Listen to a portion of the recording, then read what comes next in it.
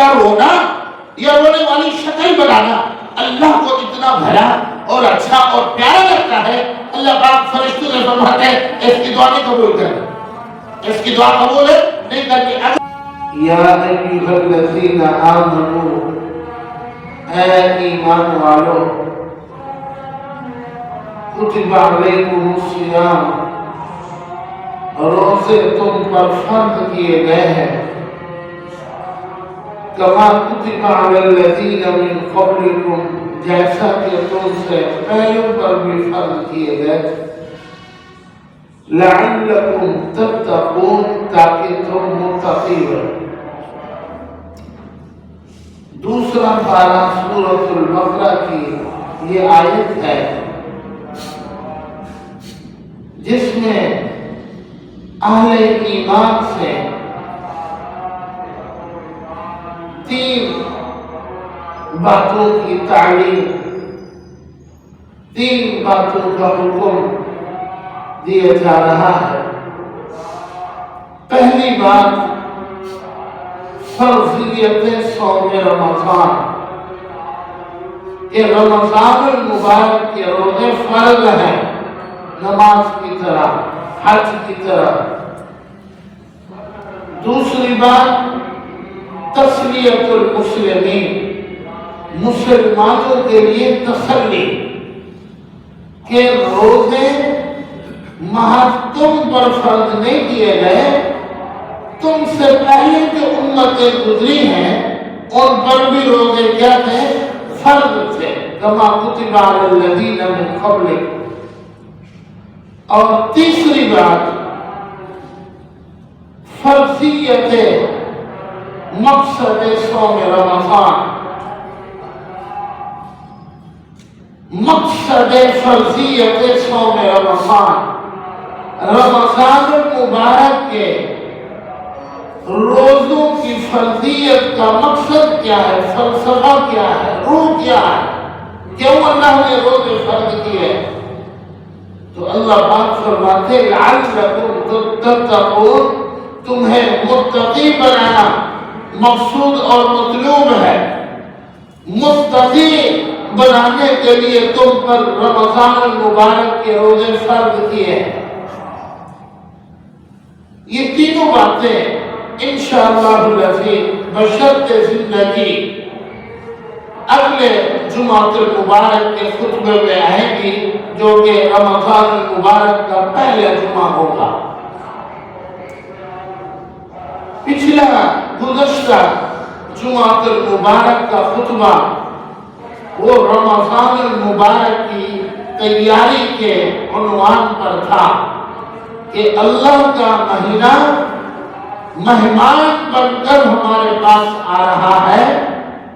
اللہ کے مہینے کے مہمان کے آنے سے پہلے جیسے ہم اپنے ذاتی مہمانوں کی آمد سے پہلے تیاری کرتے ہیں، تو رمضان کی آمد سے پہلے بھی ہم لوگ تیاری کر لیں۔ اس حوالے سے 5 باتیں عرض کی تھی۔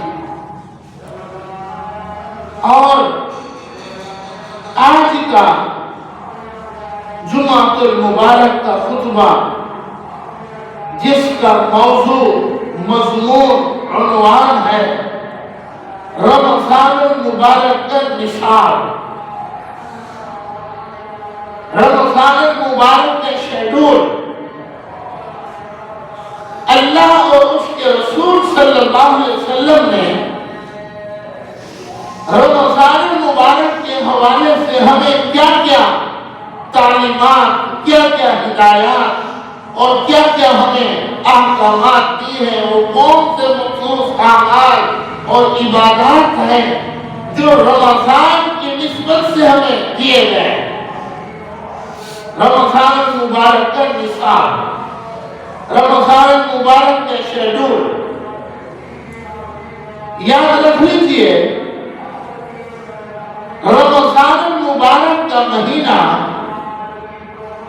یہ روحانی ٹریننگ اور تربیت کا مہینہ ہے۔ 11 مہینے کھانا بھی حلال، پینا بھی حلال، اب رمضان آ گیا، دوران روزہ حلال اور جائز کام حرام اور ناجائز کر دیے گئے۔ اسی طرح زندگی بھر حرام کاموں سے بچنا ہے، جیسے دوران روزہ کھانے سے اور پینے سے بچتے ہیں۔ رمضان مبارک کا مہینہ یہ ایمانی چارجنگ کا مہینہ ہے۔ عبادات سے، اعمال سے اپنی ایمانی بیٹری کو اتنا چارج کرنا ہے کہ اگلے رمضان تک فرائض، واجبات، سنت موقتہ کا اہتمام بآسانی ہوتا رہے اور حرام اور مکروہ تحریمی سے آسانی کے ساتھ بچتے رہے۔ اپنی ایمانی بیٹری کو اتنا چارج کرنا ہے۔ رمضان مبارک کا مہینہ یہ عبادات کا عالمی موسم اور اعمال صالحہ کا جشن عام ہے۔ دنیا میں جیسے ہمارے ہاں 4 بڑے موسم ہیں اور کئی چیزوں کے بھی موسم ہوتے ہیں، ایسے ہی نیکیوں، اعمال اور عبادات کا بھی موسم ہوتا ہے، اور وہ رمضان مبارک کا مہینہ۔ رمضان مبارک کا مہینہ یہ نیکیوں کا چیک بک ہے۔ 30 چیکوں پر مشتمل اللہ نے ہمیں ایک چیک بک دی ہے، اس کو پر کرو، اس کو بھرو نیکیوں سے۔ چنانچہ جو جتنا رمضان مبارک کے نیکیوں کے چیک کو بھرے گا، پر کرے گا، اس کو کل قیامت کے دن آخرت میں اتنے ہی زیادہ اجر اور ثواب ملے گا۔ کہیں ایسا نہ ہو کہ اللہ نے چیک بک دی اور ہم خالی ہی اللہ کو واپس کر دیں۔ یہ بدبختی اور بدقسمتی والی بات ہوگی۔ رمضان مبارک کا مہینہ عبادت کا مہینہ ہے، جبکہ 11 مہینے کام کاج کے ہیں۔ رمضان مبارک کا مہینہ اللہ پاک کا مہینہ ہے، 11 مہینے ہمارے ہیں۔ رمضان مبارک کا مہینہ عمل کرنے کا مہینہ ہے، 11 مہینے علم حاصل کرنے کے ہیں۔ حدیث پاک ہے، نبی صلی اللہ علیہ وسلم نے ارشاد فرمایا، رمضان مبارک کا مہینہ یہ قلب الشہور ہے، مہینوں کا دل یہ رمضان ہے۔ حضرت عطا سب کہتے ہیں رحمت اللہ علیہ، وہ فرماتے ہیں رمضان مبارک کا مہینہ سید الشہور مہینہ ہے، یہ مہینوں کا سردار مہینہ ہے۔ حضرت مجدد الفسانی سب کہتے ہیں رحمت اللہ علیہ، وہ اپنے مکتوبات میں لکھتے ہیں کہ رمضان کے مہینے میں اہل ایمان پر اللہ کی جو رحمت نازل ہوتی ہے اس کی مثال سمندر کی سی ہے، اور جو 11 مہینوں میں اللہ کی رحمت بندوں پر اترتی ہے اس کی مثال پانی کے ایک قطرے کی سی ہے۔ جتنی زیادہ اللہ کی رحمت کا نزول ہوتا ہے اہل ایمان اسلام پر۔ رمضان مبارک کا مہینہ حضرت یوسف علیہ السلام کی طرح ہے، 11 مہینے برادران حضرت یوسف علیہ السلام کی طرح ہے۔ جیسے 11 بھائیوں پر حضرت یوسف علیہ السلام کو فوقیت، فضیلت اور عظمت حاصل تھی، ایسے ہی رمضان کو بھی 11 مہینوں پر فوقیت، فضیلت و برتری حاصل ہے۔ 11 مہینوں کی مثال وضو کی طرح ہے، وضو، اور رمضان مبارک کی مثال نماز کی طرح ہے۔ کس کی طرح ہے؟ نماز کی طرح۔ جس نے خوب ہمت، کوشش اور فکر کے ساتھ جیسا رمضان گزارا، اگلے آنے والے 11 مہینے بھی اسی طرح گزریں گے۔ اور اگر رمضان کو غفلت سے، سستی سے، لاپرواہی سے گزارا، جو اللہ اور اس کے رسول صلی اللہ علیہ وسلم نے رمضان کے شیڈول اور نصاب دیا ہے، اس پر مکمل عمل نہ کیا، تو جو رمضان کے بعد 11 مہینے آئیں گے وہ بھی ایسی غفلت اور سستی سے گزرے گا۔ یعنی رمضان کا اثر آنے والے اگلے پورے سال میں پڑتا ہے۔ جیسے رمضان ہوگا آنے والا سال اسی طرح گزرے گا۔ اگر فکر اور ہمت سے گزارا رمضان تو آپ کا آنے والا سال بھی ایسے اچھا گزرے گا، اور اگر غفلت اور سستی سے گزارا رمضان تو آنے والا سال بھی ایسے غفلت اور سستی سے گزرے گا۔ اس لیے رمضان مبارک کا شیڈول اور نصاب دل کے دھیان سے اور دل کے کانوں سے اور دل کی تختی اور سونے کے پانی سے لکھیے، اور خود بھی یاد کیجیے، اور اپنے بیوی بچوں کو، دوست احباب کو بھی بتائیے، تاکہ سب کا رمضان اللہ و رسول صلی اللہ علیہ وسلم کی چاہت اور مرضی کے مطابق گزر جائے۔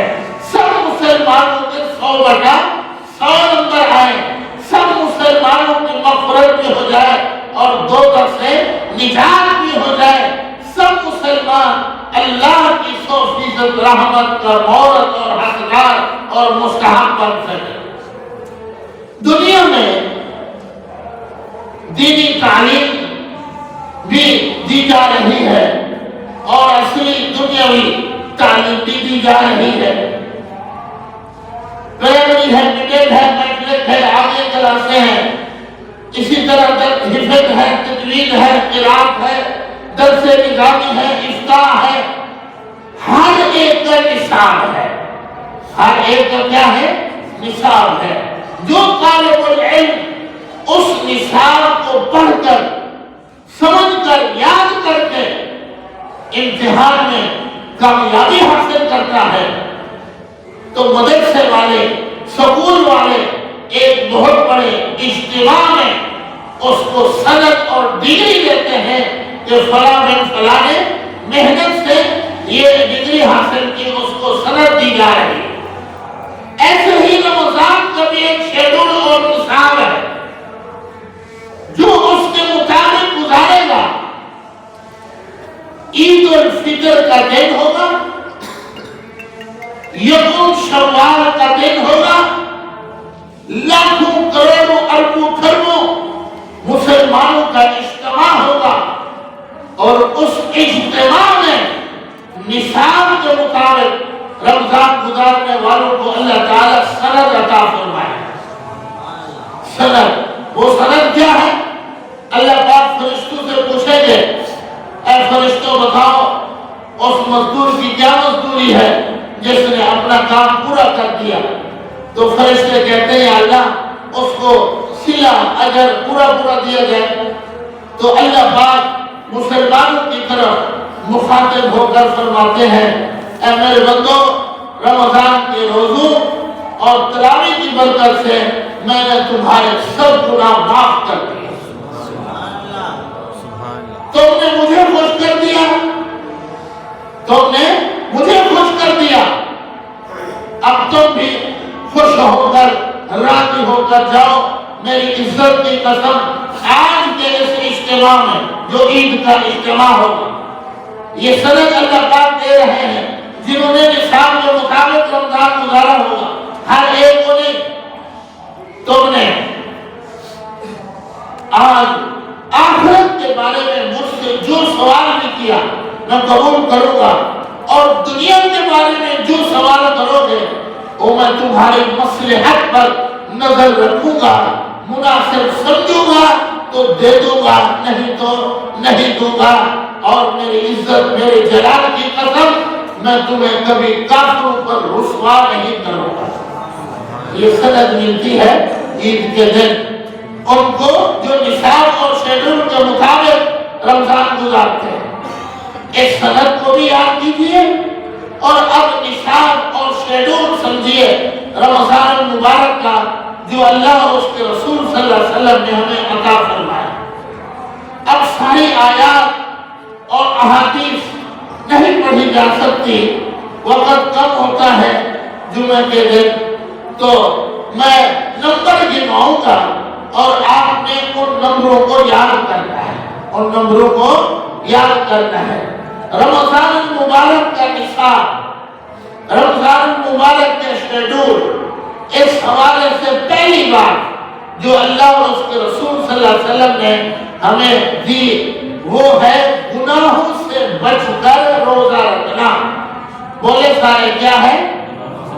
سارے بولے گناہوں سے، جیسے کھانے کا روزہ، پینے کا روزہ، جماع کا روزہ، تو چوتھے نمبر پر گناہ کا بھی روزہ ہونا چاہیے۔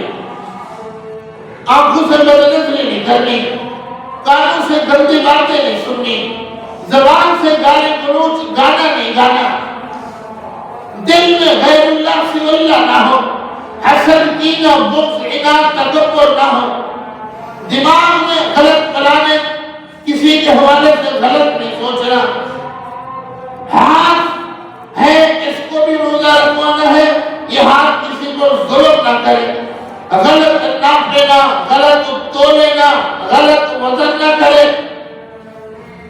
وغیرہ وغیرہ۔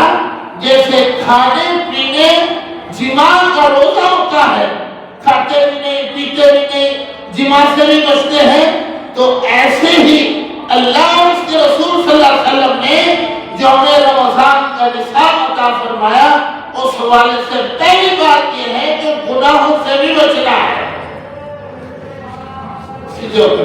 گناہوں سے بھی، بولے گناہوں سے بھی بچنا ہے، دماغ سے لے کر اپنے پاؤں تک تمام اعضاء کو گناہوں کا روزہ رکھنا ہے۔ سمجھ رہے؟ جیسے مخصوص مقامات پر، مخصوص اوقات میں نیکی کا ریٹ بڑھ جاتا ہے، تو ان اوقات اور مقامات میں ہونے والا گناہ اس کی سزا بھی بڑھ جاتی ہے۔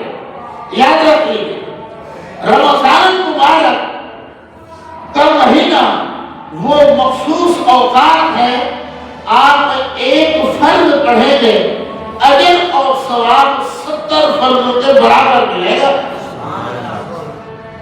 نفل اور سنن و وتر ادا کریں گے تو اجر ثواب فرضوں کے برابر ملے گا۔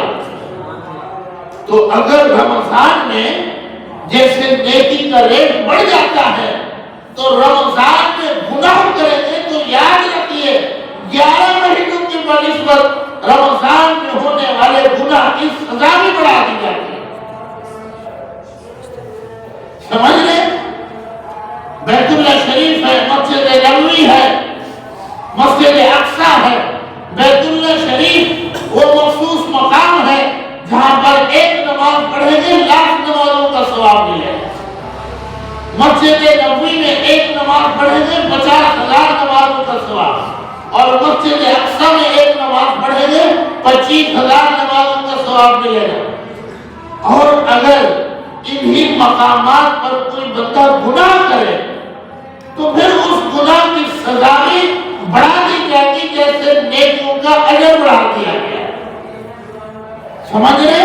رمضان مبارک میں اللہ پاک بہت اجر اور ثواب عطا فرماتے ہیں، تو ہاں اگر وہ گناہ کرے گا نا تو اس کی سزا بھی یاد رکھیے بڑی ہوگی۔ تو پہلی بات رمضان کے نصاب اور شیڈول کے حوالے سے کیا ہے؟ بولے آپ سارے گناہوں سے بچ کر روزہ رکھنا ہے۔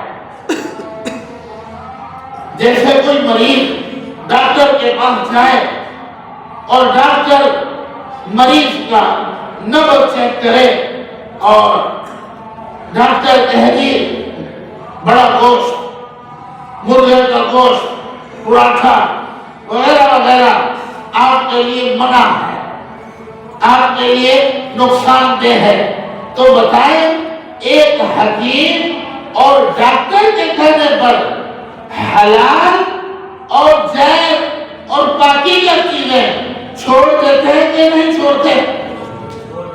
چھوڑتے ہیں کہ نہیں چھوڑتے؟ ہم کیسے مسلمان ہیں؟ رب رسول کے کہنے پر حرام کام نہیں چھوڑتے، ڈاکٹر حکیم کے کہنے پر حلال چیزیں چھوڑتے اور رب رسول کے کہنے پر حرام نہیں چھوڑتے۔ ہم کیسے کمزور مسلمان ہیں؟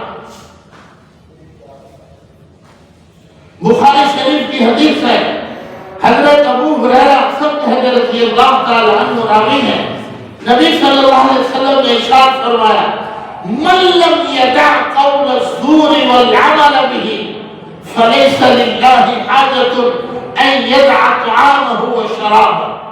جو آدمی روزہ رکھ کر لغو فحش باتیں بھی نہ چھوڑے اور گناہ بھی نہ چھوڑے، فليس لله حاجة ان يدع طعامه وشرابه، ایسے روزے دار کی اللہ کو کوئی ضرورت نہیں کہ وہ کھانا پینا چھوڑے بیٹھا ہے روزے کی نیت سے۔ ایسے روزے دار کی اللہ کو کوئی ضرورت نہیں ہے جو روزہ رکھ کر بھی گناہوں سے نہیں بچتے، گناہ نہیں چھوڑتے۔ اور ابن ماجہ میں روایت ہے، حضرت ابو ہریرہ رضی اللہ تعالی عنہ فرماتے ہیں نبی صلی اللہ علیہ وسلم نے فرمایا رب صائم لیس لہ من صیامہ الا الجوع، بہت سے روزے دار ایسے ہیں کہ انہیں سارا دن بھوکا پیاسا رہنے کی تکلیف کے علاوہ انہیں کچھ ہاتھ نہیں آتا، انہیں کچھ ہاتھ نہیں آتا، وہ روزہ بھی رکھتے ہیں اور ساتھ گناہ بھی کرتے ہیں۔ اپنی وضاحت، اپنی شکل صورت اور اپنے ہر عضو کو گناہوں کا روزہ رکھنا ہے۔ جو بندہ روزہ رکھ کر بھی گناہ نہیں چھوڑتا، فرض ادا ہو جاتا ہے، لیکن اللہ اور اس کے رسول صلی اللہ علیہ وسلم نے جو روزے کا اجر رکھا ہے، ثواب رکھا ہے، برکات رکھی ہے، وہ اس گناہ کرنے والے روزے دار کے ساتھ وعدہ نہیں ہے۔ یہ وعدہ اس روزے دار کے ساتھ ہے جو گناہوں سے بچ کر روزہ رکھتے ہیں، جو روزہ بھی رکھتے ہیں اور گناہ بھی نہیں چھوڑتا، ایسے روزے داروں کے اللہ کو کوئی ضرورت نہیں ہے۔ یہ بات یاد رکھ لیں، روزہ رکھنا ہے اور گناہوں سے مکمل بولے مکمل بچ کر روزہ رکھنا ہے۔ یہاں تک بخاری شریف کی حدیث ہے، نبی صلی اللہ علیہ وسلم نے فرمایا اگر کوئی تمہارے ساتھ لڑے نا، بدتمیزی کرے، تو تم نے اس کی بات کا جواب نہیں دینا، اس کو کہو مجھے معاف کرو، انی مرہم صائم، مجھے روزہ ہے، میں روزے میں تمہاری بات کا جواب نہیں دے سکتا۔ کوئی آ کر گلے پڑ جائے، لڑے، بدتمیزی کرے، بےزتی کرے، گالی گلوچ نکالے، مارے، تو بھی کسی بات کا اس کو جواب نہیں دینا، مگر آپ اپنے روزے کو بھاڑ ڈالیں، اس کو کہہ دو میرا روزہ ہے، مجھے معاف کرو، مجھے تنگ نہ کرو۔ یہ اللہ کے نبی صلی اللہ علیہ وسلم کی ہدایت ہے روزے داروں کے لیے کہ گالی گلوچ سے خود تو بچنے ہی بچنا ہے، اگر کوئی لڑے تو بھی تم نے اپنے آپ کو بچانے اور کہنا معاف کرو، مجھے روزہ ہے۔ نمبر 2،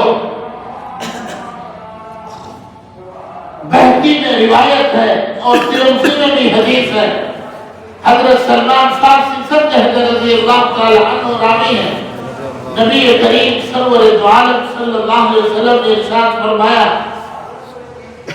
استقسم اکثروا فیہ من 4 خصال، رمضان میں 4 باتوں کا خاص طور پر اہتمام کرو۔ کتنی باتوں کا؟ 4 باتوں کا۔ ایک ہی حدیث میں 4 باتیں ہیں۔ پہلی بات، لا الہ الا اللہ کا کثرت کرو، 5-7 دفعہ کے بعد محمد رسول اللہ صلی اللہ علیہ وسلم پڑھو۔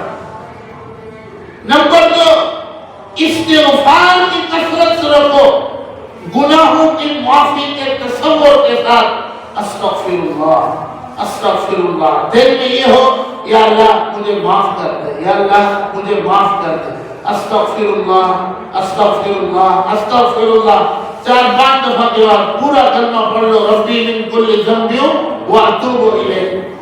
اور تیسری بات، اللہ سے جنت خوب مانگو۔ اور چوتھی بات، دوزخ سے پناہ مانگو۔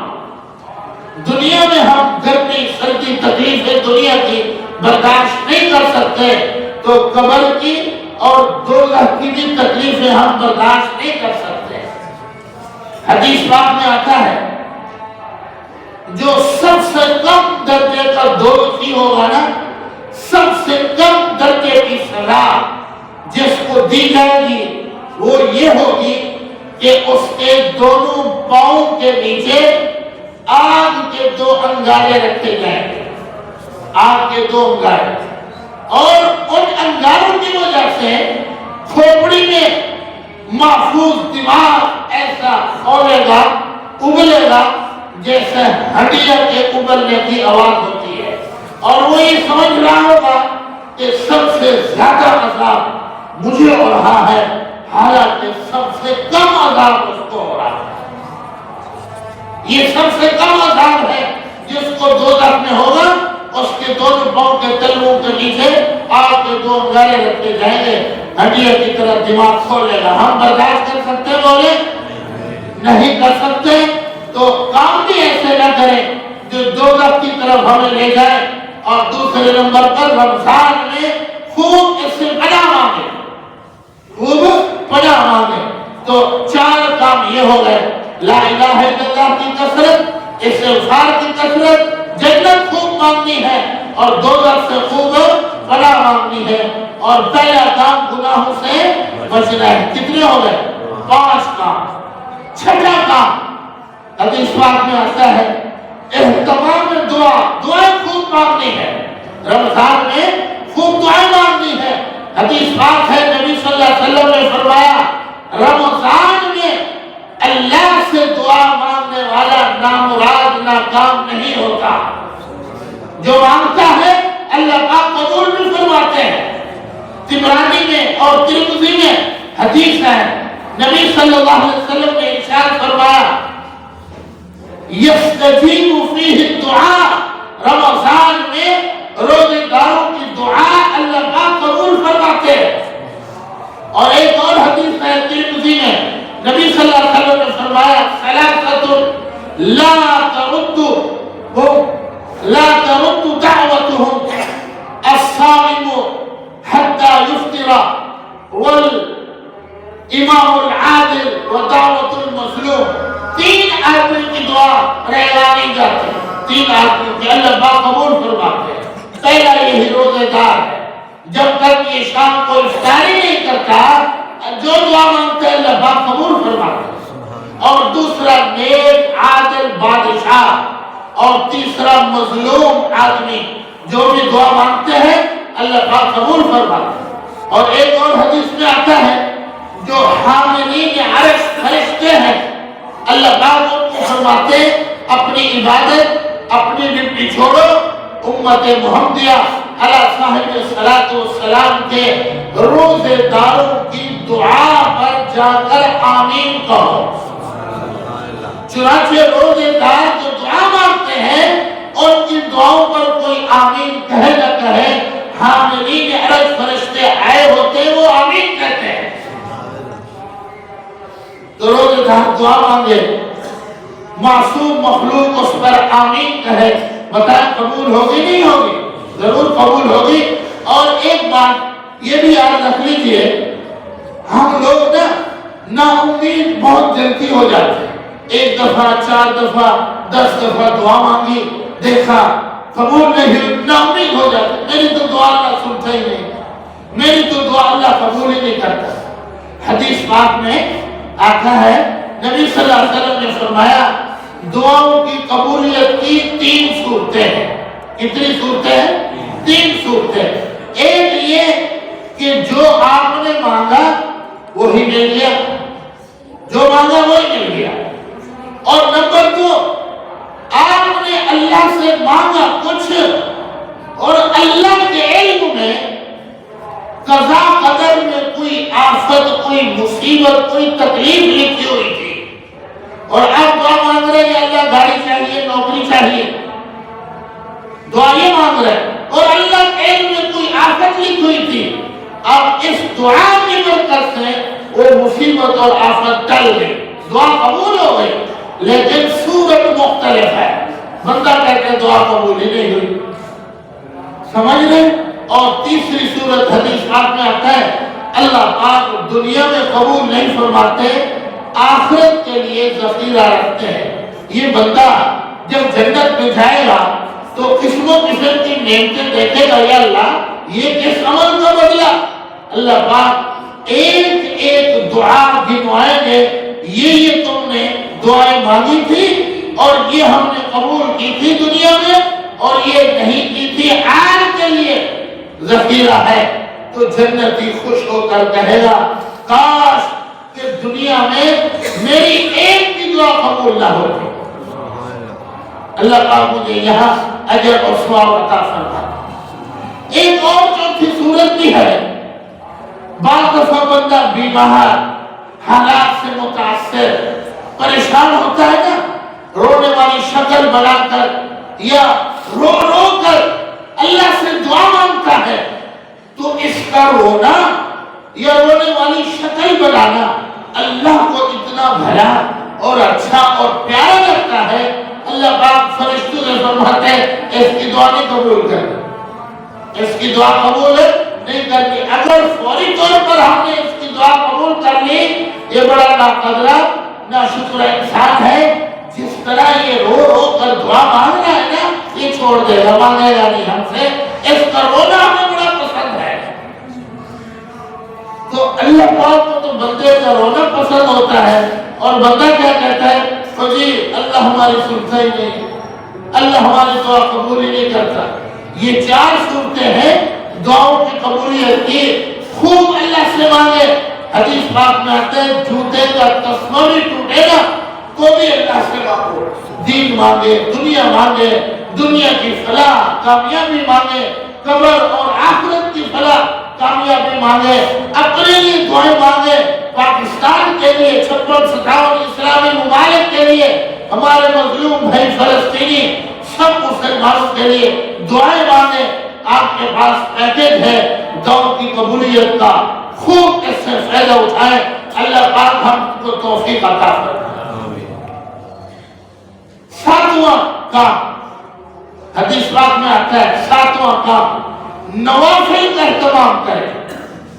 نوافل کا فرائض، وتر، واجب، سنت وغیرہ، ان تینوں چیزوں کے اہتمام کے ساتھ ساتھ 7ویں نمبر پر ہم نے یومیہ جو 4 نوافل ہیں رمضان میں، ان کا بھی اہتمام کرنا ہے۔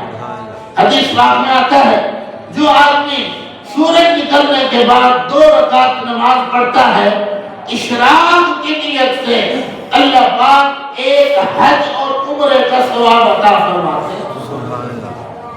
12-13 لاکھ روپے کا ایک حج ہے، 2.5 سے 3 لاکھ روپے کا ایک عمرہ ہے، اتنا زیادہ خرچہ، اور وہ بھی پتہ نہیں قبول ہوتا ہے یا نہیں ہوتا۔ جو اشراق کی نماز پڑھے گا اللہ پاک ایک حج اور عمرے کا ثواب عطا فرمائے گا۔ تو رمضان میں خوب اہتمام کریں، اور یہ نفل ہے، ثواب فرض کے برابر ملے گا۔ اور دن جب خوب روشن ہو جائے تو چاشت کی نماز آتی ہے، چاشت کی، جس کی 4 رکعتیں ہیں وہ پڑھیں۔ حدیث پاک میں آتا ہے سمندر کی جھاگ کے برابر بھی گناہ ہوں گے تو بھی اللہ پاک معاف فرما دے۔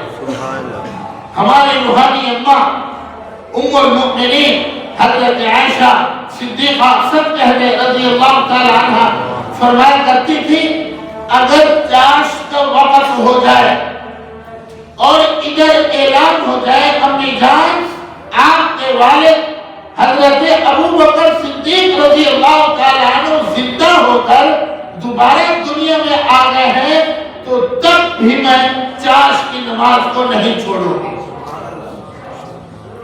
اس کے بہت فائدے ہیں۔ کئی لوگوں نے رزق کو تلاش کیا۔ حضرت شقیق بلخی رحمۃ اللہ علیہ فرماتے ہیں ہمیں رزق بھی چاشت کی نماز میں ملا۔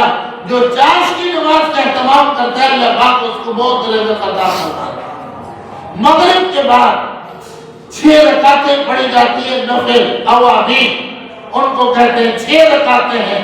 حدیث پاک ہے 12 سال کی عبادت کا ثواب ملتا ہے، 12 سال کی عبادت کا ثواب۔ اور چوتھی اور آخری نفل نماز وہ تہجد کی نماز ہے جو رات کو پڑھی جاتی ہے۔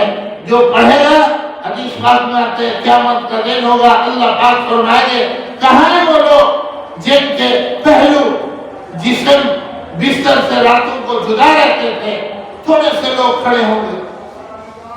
آپ اسی معاشرے میں رہتے ہیں، فجر میں کتنے نمازی ہوتے ہیں مسجد میں، تو اسی سے اندازہ لگائیں تہجد والے کتنے ہوں گے، تو تھوڑے سے لوگ کھڑے ہوں گے۔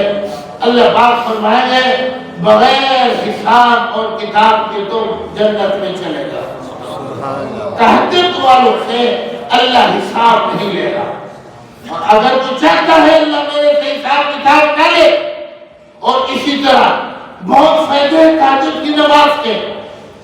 ایک فائدہ یہ بھی ہے کہ قبر یہ کال کوٹھڑی ہے، اگر اس میں کوئی روشنی اور چراغ کا انتظام چاہتے ہیں تو بھی تہجد کی نماز ہے۔ جو تہجد کی نماز کا اہتمام کرتا ہے اس کی قبر میں اندھیرا نہیں ہوگا، روشنی ہوگا۔ یہ 7واں کام ہے نوافل کا اہتمام کرے، اللہ پاک ہم سب کو توفیق عطا فرمائے۔ اور 8ویں نمبر پر جو رمضان المبارک کی عبادت ہے تراویح۔ ہاں جی کیا چیز ہے؟ تراویح، نام سنا ہوا ہے نا؟ ہاں جی کتنی رکعتیں ہیں؟ 20 کہتے تو سارے ہیں 20، کوئی آتا نہیں ہے، کوئی 4 پڑھ کے بھاگ جاتا ہے، کوئی 8 پڑھ کے، کوئی 10 پڑھ کے، آخر تک کٹوتی ہوتی رہتی ہے۔ جو خالص سکے ہوتے ہیں وہ آخر تک رہ جاتے ہیں، باقی بھگوڑے ہر سلام کے بعد بھاگتے ہی رہتے ہیں۔ سال بھر تو تراویح آتی ہے، اور وہ بھی ہماری بدبختی بدقسمتی دیکھیں کئی تو نماز ہی نہیں پڑھتے فرض رمضان میں بھی، اور جو پڑھتے ہیں وہ تراویح میں سستی کرتے ہیں۔ 20 تراویح پڑھیں، 20 40، ہر رکعت میں 2 سجدے ہیں۔ حدیث پاک میں آتے ہیں ہر سجدے پر 1500 نیکیاں اللہ پاک عطا فرماتے ہیں۔ اور میرے بخاری ابو داؤد کے استاد حضرت صوفی محمد سرور صاحب شیخ الحدیث جامع شرفیہ فرمایا کرتے تھے جو تراویح میں منزل پڑھی جاتی ہے ہر لفظ پر 65 کروڑ نیکیاں ملتی ہیں۔ 65 کروڑ، 100 پارے کے حروف کو آپ گنے کتنے زیادہ ہیں؟ شاید ہمارا کیلکولیٹر ہی جواب دے جائے۔ اتنا عظیم عبادت اور ہم غفلت کو جیسے چھوڑ دیتے۔ اہتمام کرنا ہے۔ اچھا ابھی آپ نے سنا کہ رمضان کا مہینہ فضیلتوں والا عظمتوں والا ہے، 11 مہینوں کی بنسبت رمضان کو یہ مقام کیسے ملا؟ قرآن کی برکت سے۔ جس کی برکت سے کہ قرآن کا نزول رمضان کے مہینے میں شروع ہوا، اس لیے رمضان کو عزت مل گئی، رمضان کا ڈال آ گیا۔ 11 مہینوں میں رمضان کا نزول، قرآن کا نزول شروع نہیں ہوا، شروع رمضان میں ہوا، اس لیے رمضان کی عزت آ گیا۔ تو رمضان کا مہینہ نزول قرآن کا مہینہ ہے، اور اس کی تلاوت بھی 8ویں نمبر پر ہم نے خوب کرنی ہے۔ حدیث پاک میں آتا ہے جتنا قرآن اتر چکا ہوتا تھا نا نبی صلی اللہ علیہ وسلم اور حضرت جبرائیل امین آپس میں دور کیا کرتے تھے، ایک دوسرے کو سناتے تھے۔ وہ منظر کیا ہوگا آپ تصور میں جائیں، اللہ کے نبی سنا رہے ہیں، جبرائیل سن رہے ہیں، یہ جبرائیل امین سنا رہے ہیں، اللہ کے نبی سن رہے ہیں۔ ہمارے اکابرین سلف صالحین حضرت امام شافعی رحمۃ اللہ علیہ 61 قرآن ختم کیا کرتے تھے رمضان میں، ایک ختم دن میں روزانہ اور ایک رات میں، اور ایک تراویح والا 61 قرآن۔ امام اعظم ابو حنیفہ رحمۃ اللہ علیہ 63 قرآن ختم کرتے تھے ایک دن کو، اور ایک رات کو 60 قرآن، اور رمضان کے ہر عشرے میں تراویح میں الگ 3 قرآن ختم فرماتے تھے، 63 قرآن پڑھتے تھے۔ حضرت مولانا شیخ زکریا رحمۃ اللہ علیہ 50 سال کے عرصے سے زیادہ جب بھی رمضان آتا تھا روزانہ قرآن کا ختم کرتے تھے، اور فرمایا کرتے تھے ہمارے گھر کی جو خواتین ہیں گھر کے کام کاج کے ساتھ ساتھ وہ بھی روزانہ 15 سے 16 پاروں کی تلاوت کیا کرتی تھی۔ ہر مسلمان کم سے کم ایک ختم کو تراویح کے علاوہ اپنے اوپر لازم کرے، ٹھیک ہے؟ اس سے اگلا درجہ ہر عشرے میں ایک ختم کرے، ہر عشرے میں ایک ختم کرے۔ 10 3 عشرے ہوتے ہیں اور کم سے کم 3 ختم ہو گئے اور ایک ختم تراویح والا۔ اللہ پاک ہمیں توفیق عطا فرمائے۔ اور 10واں کام ہے اللہ کی راہ میں خرچ کرنا۔ اللہ کی راہ میں جو صاحب نصاب ہے، زکوٰۃ ہے، فطرانہ نکالتے ہیں وہ تو نکالیں گے، یہ فرض ہے۔ اور اس کے علاوہ بھی اللہ پاک توفیق دے، محلے میں خاندان میں بیوائیں ہیں، مطلقہ ہیں، غریب غربا لوگ ہیں، ان کی بھی کوئی مالی خدمت کریں تاکہ وہ بھی عید کے کپڑے، ان کے بچے بھی عید کے نئے کپڑے پہن سکیں، ان کی بھی سہری اور افطاری کا اچھا انتظام کر سکے۔ کہہ دیں انشاءاللہ اللہ کے نبی ویسے بہت سخی تھے، لیکن رمضان میں اللہ کے نبی صلی اللہ علیہ وسلم کی سخاوت بہت زیادہ ہو جاتی تھی، غریب غربا کی خدمت کرے گئے سب۔ 11واں اور آخری کام وہ ہے اہتمام اعتکاف۔ رمضان مبارک کا آخری عشرہ آئے تو اس آخری عشرے میں مسجد میں ڈیرے ڈالنے ہیں، جس کو اعتکاف کہتے ہیں۔ اعتکاف والے کو آسانی کے ساتھ سارے کاموں کو ثواب بھی ملتا ہے، جنازہ پڑھنا ہے، بیمار کی بیمار پرسی کرنی ہے، اور بڑا فائدہ لیلۃ القدر کا ثواب بآسانی اعتکاف والے کو مل جاتا ہے۔ تو ابھی سے اپنے ترتیب بنائیں کہ جب آخری عشرہ آئے تو ہر گھر میں جس میں 2 بندے 3 بندے 4 یا ایسے میں زیادہ ہو، اسی طرح خواتین ہو تو خواتین گھر میں بیٹھے، اور مرد جس مسجد میں پنجگانہ نماز ہوتی ہے وہاں اعتکاف بیٹھے۔ یہ 11 باتیں ہیں رمضان کے شیڈول نصاب۔ اللہ پاک مجھے بھی اور آپ کو سب مسلمانوں کو اس شیڈول اور نصاب کے مطابق رمضان مبارک گزارنے کی توفیق عطا فرمائے۔ وآخر دعوانا الحمدللہ۔